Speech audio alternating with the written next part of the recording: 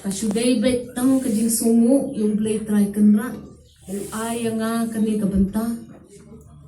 bangan yo bangan let syukakot bangan pagkot ya kasiyain bakiba katukat ni kita sita halor kekerteng jongan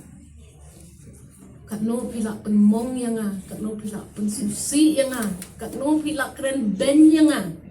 dengan duai mentayo blade ay nga kabor bangan map ya piborok Day ban maam,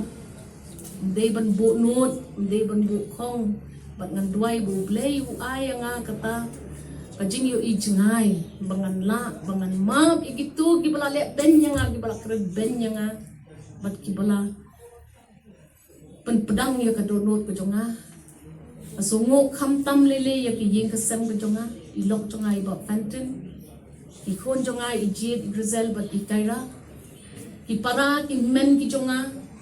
ibardi mdon shu ang ne bagyo snow ye kani ka badi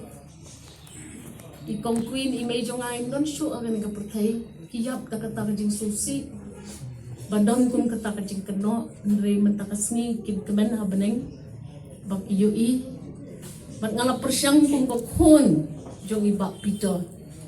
pangan ay ka jing syakri ka bahong kajing syakri ka babet, kajing syakri ka baklem pai liang, bat kajing syakri ka baklem le siya. Ban nga ay pi ka way ka kuna, inong kersan jonga. Bapi kajing yaisha jukfi, kajing kersan ka jukfi, kaklem long leno bat mentakasni kani ka judgment, kablaw loy, yang na kani ka case, kalawan, bat ngalong kabriw, kabasung sibon bat kabanyay pendem hakijing duay hakijing syakhi chonga.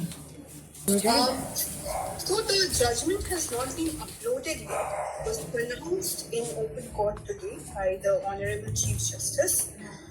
and he said in clear terms that she's been discharged. All the charges against her have been quashed.